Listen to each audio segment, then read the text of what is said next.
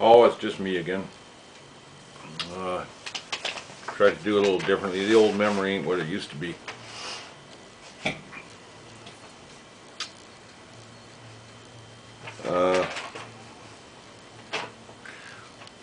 I've noticed something over the years. You know, every society needs its poor people. If we all had $1 million, we'd all be broke. You know, who's going to do anything for you? You know, so they like to keep us down, I guess. I don't give a shit. They stole me $1 million. Fuck them. They should pay it. Which brings me to something here. About 6 or 7 years ago, I don't see it on any of my... That's how bad my memory's getting. I don't know if it's the medication or the heart problem or something, but... Anyways, about the summer of 2002, I think it was, I saw Jim Melanchuk. He's a doctor and he was an MLA, Liberal Party in Saskatchewan. Well, that's when they formed a coalition. The NDP enticed him to come over and be on their side. Gave him 1 seat above the majority or something at the time. But I saw Jim Melanchuk back then. He was my MLA, and he said he knew all about me. But he said he couldn't help because, in fact, he'd known about a year, he said. But he couldn't help because Teresa Charpentier was my advocate. But he went on to say how the compensation board told him they want a deal. Now the words he used, he says, they can't snow me. That's what he told me. He's a doctor. He knew that I got screwed.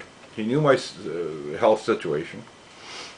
And like I say, everybody said they knew that I was injured on the job.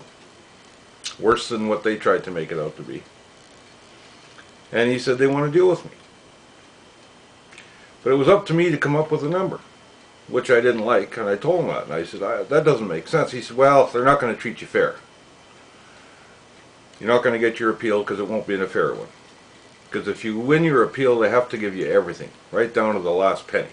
You won. So you got to come up with some kind of a number, and they gave me a couple choices here. I can get retraining, which he thought maybe at my age and health condition maybe it wasn't a good plan. And another choice was I could get so much a month for the rest of my life, or I could come up with a number for lump sum, under the old system. And they owed me all that. And he admitted that. They admitted they owed me, and they just didn't want to pay it all. That's all. So I asked Teresa at the time, this is, like I said, before I got my foul, when she started getting funny with me, and she says, well, whatever it takes, Dave, you do whatever. I said, okay, you know. So I came up with a number, $347,000. I submitted it. That was what I opted for. I mean, these people don't mind paying that kind of money to themselves in a year. I think I was a hell of a lot more valuable to this society than they ever were. But I brought hard money into this country with a welding product, and they took it back. That type of thing. They don't do anything of any value, but that's another story again. But we all know that. But then they wouldn't talk to me. Refused to. So maybe I embarrassed them. Maybe I didn't ask for enough. But that's where that stayed. And Mr. Melanchuk wouldn't talk to me after that. But he turned around and sued the Liberal Party of Saskatchewan for $250,000 or something. And it must be nice. Anyways, that's where that ended up. But the media, over the years, you get one guy after another telling you reasons why they can't do the stories. Well, CJWW and a couple guys at Woods, at CKOM, Ralco, and a few others over the years at Star Phoenix said, well, they can't afford to lose the advertising. That pretty well sums it up, eh? Chamber of Commerce something to have their advertising get together and they'll pull their advertising if these guys help us. Well, yeah. They're the only newspaper in town. Ralco, that's the one whenever you turn it on, it's just steady commercials. But I guess you got to pay Johnny the big bucks, so you got to get enough money to pay for that to keep quiet about what they're doing to us. So, and as far as who's complaining about me doing this, one email guy didn't agree with me. I just don't give a shit. Nothing more said about it. Just keep it to yourself. Go on there and put your stuff on if you don't like what I say. I've been at it for 32 years, and like I said, they keep changing the rules, so who the hell knows what's really going on. A little bit of everything, I think.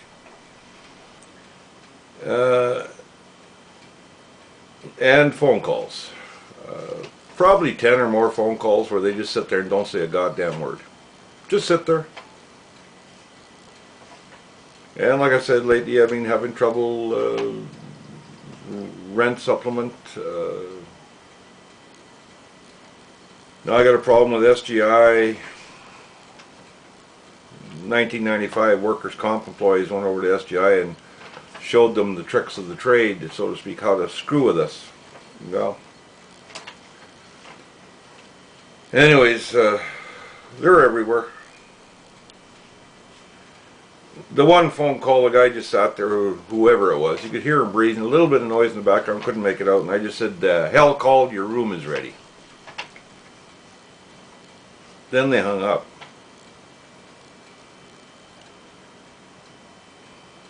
And one other thing, I mentioned about the welding business I tried to start. Well, I cleared some land north of Saskatoon. I had a 40 by 60 foot steel clad building that I got from the old refinery in Saskatoon, piece by piece, and a brick building and a cindercrete block, I hand piece by piece, and a D8 cat and out there and cleared the land and raised it up, and welding equipment coming out of my ears. Every chance I could make extra money, buy more welding equipment.